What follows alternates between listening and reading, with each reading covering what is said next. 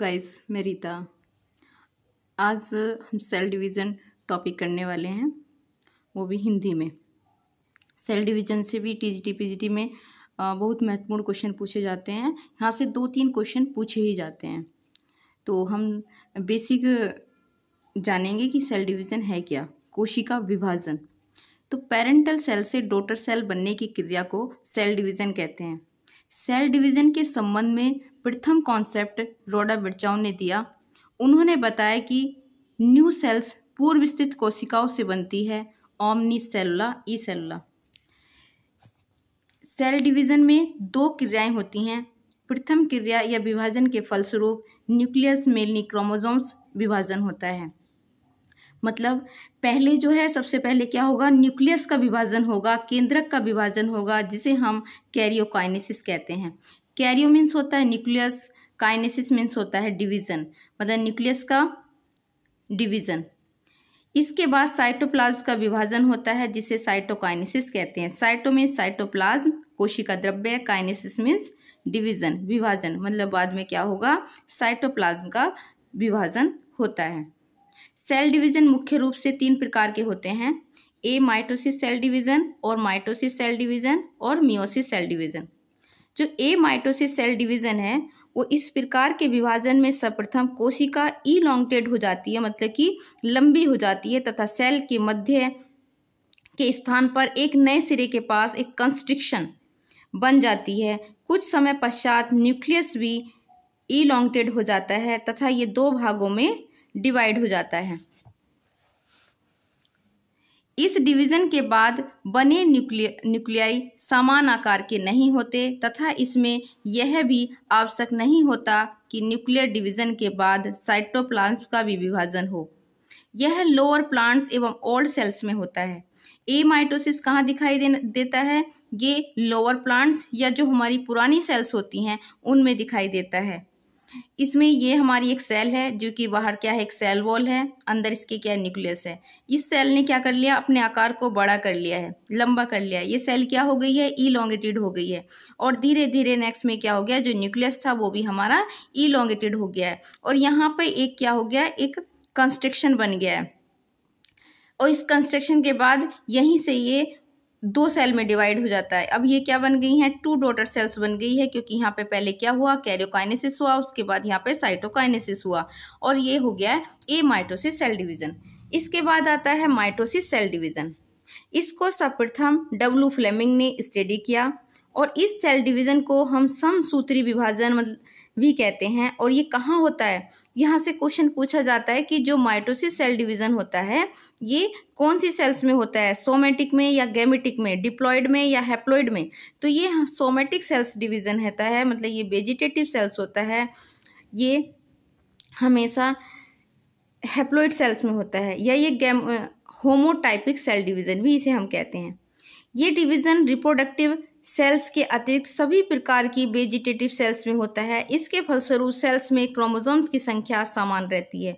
मतलब जब ये डिवीज़न होगा, इसके समान ही इसमें डॉटर सेल्स बनेंगी। अगर इसमें क्रोमोसोम्स की संख्या 2 है तो जो डॉटर सेल्स बनेंगी उसमें भी क्रोमोसोम्स की संख्या 2 ही होंगी। इसके फलस्वरूप सेल्स में क्रोमोसोम्स की संख्या समान रहती है, इसलिए इसे समसूत्री सेल डिवीज़न कहते हैं। इस डिवीज़न में होने वाले चेंजेस को हम 4 स्टेज में डिवाइड कर सकते हैं। मतलब 4 स्टेज होती हैं, प्रोफेज, मेटाफेज, एनाफेज, टीलोफेज। कौन कौन सी अवस्था होती हैं? प्रोफेज, मेटाफेज, एनाफेज और टीलोफेज।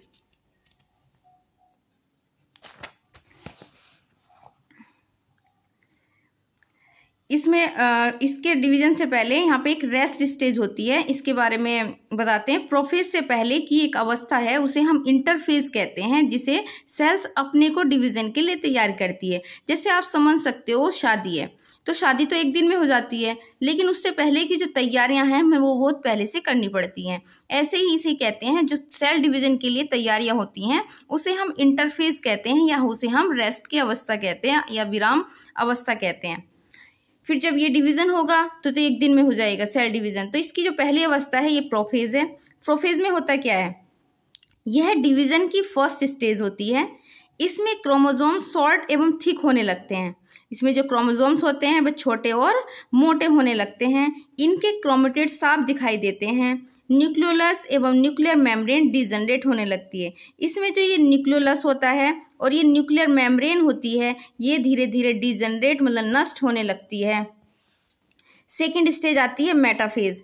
तो क्रोमोसोम्स अधिक शॉर्ट एवं थिक हो जाते हैं तथा सेल्स के मध्य में एक लाइन में आ जाते हैं, अर्थात मेटाफेज प्लेट पर आ जाते हैं।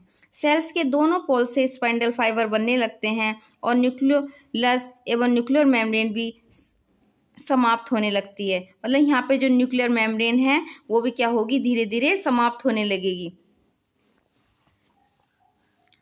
एनाफेज, ये भी क्या होती है, ये एनाफेज सबसे छोटी स्टेज होती है। सेल डिवीजन की जो सबसे छोटी स्टेज है वो एनाफेज है। Shortage stage of mitosis, spindle fibres सिकुड़ने, यहाँ पे क्या है, स्पाइंडल फाइबर्स जो बनते हैं वो आपको सिकुड़ने लगेंगे, ये दोनों पोल्स पे जाने लगते हैं। प्रत्येक क्रोमोसोम्स दो भागों में अर्थात क्रोमेटिड्स में टूट जाता है। यह क्रोमेटिड्स स्पाइंडल फाइबर के सिकुड़ने के कारण अपोजिट पोल्स की ओर जाने लगते हैं। नेक्स्ट स्टेज आती है टीलोफेज। क्रोमेटिड्स अपोजिट पोल्स पर पहुंच जाते हैं, ये पहुंच गए। इसके चारों ओर न्यूक्लियर मेम्ब्रेन बनने लगती है। यहाँ पे ये न्यूक्लियर मेम्ब्रेन बनने लगेगी। न्यूक्लियोलस भी दिखाई देने लगता है।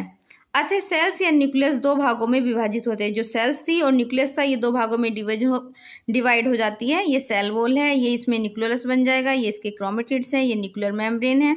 इस तरह से यहाँ पे दो डॉटर सेल्स बनने लगती है। फिर हो जाता है साइटोकाइनेसिस। न्यूक्लियस के विभाजन के बाद, कैरियोकाइनेसिस के बाद साइटोप्लाज्म का डिवीजन होता है, जिसे साइटोकाइनेसिस कहते हैं। इसके फलस्वरूप दो सेल्स बन जाती हैं जिसमें पेरेंटल सेल्स के समान क्रोमोसोम्स बनते हैं। मतलब जो माइटोसिस के बाद डॉटर सेल्स बनेंगी उसमें जितने पेरेंटल सेल में क्रोमोसोम्स थे उतने ही क्रोमोसोम्स उनकी डॉटर सेल्स में जाएंगे। अगर दो क्रोमोसोम्स थे तो दो ही डॉटर सेल्स में जाएंगे। ये इसमें क्या हो गई, ये यहाँ पे साइटोकाइनेसिस हो गई है और यहाँ पे दो सेल्स का निर्माण हो गया है। अब इसकी इंपॉर्टेंस क्या है, इंपॉर्टेंस ऑफ माइटोसिस, इसकी निम्नलिखित महत्व है। इस सेल डिवीजन के द्वारा दो डॉटर सेल्स का निर्माण होता है जो पेरेंटल सेल्स के समान होती हैं। इस डिवीजन के फलस्वरूप सोमेटिक सेल्स में क्रोमोसोम्स की संख्या समान रहती है। घावों का भरना और रीजनरेशन या वेजिटेटिव ग्रोथ माइटोसिस के द्वारा ही होती है। मतलब जो भी चोट वगैरह लग जाती है, जो घाव भरते हैं, वो भी किसके द्वारा हो रहा है, वहाँ पे माइटोसिस डिवीजन हो रहा है। या जो भी वेजिटेटिव ग्रोथ होती हैं वो भी माइटोसिस के द्वारा होती हैं। इससे पहले फिर आता है हमारा मियोसिस डिवीजन। मियोसिस से पहले हम सेल साइकिल के बारे में पढ़ लेते हैं। सेल साइकिल, सेल डिवीजन और सेल साइकिल से भी क्वेश्चन पूछे जाते हैं। तो ये सेल साइकिल होता क्या है, तो जो हमारा अब मैंने पहले बताया था कि सेल डिवीजन से पहले जब सेल अपने आप को तैयार करती है तो उसे हम इंटरफेज कहते हैं। वहाँ से एक डिवीजन होने से अगले डिवीजन तक का जो पीरियड होता है उसे हम सेल साइकिल कहते हैं, कोशिका चक्र कहते हैं। The duration from one cell division to the next cell division is called cell cycle.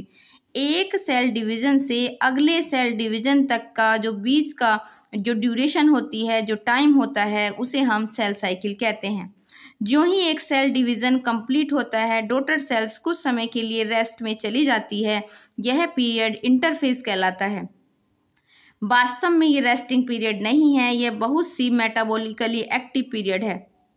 ये मेटाबॉलिक मतलब यहाँ पे सेल्स अपने आप को सेल डिवीजन के लिए क्या कर रही है, तैयार कर रही है, जिसमें सेल्स अपने आप को नेक्स्ट सेल डिवीजन के लिए तैयार करती है।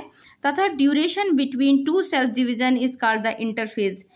दो सेल डिवीजन के बीच का जो ड्यूरेशन होता है, जो टाइम पीरियड होता है, उसे हम इंटरफेज कहते हैं। सेल साइकिल में निम्न सब स्टेज होती है, G1, S, G2, M।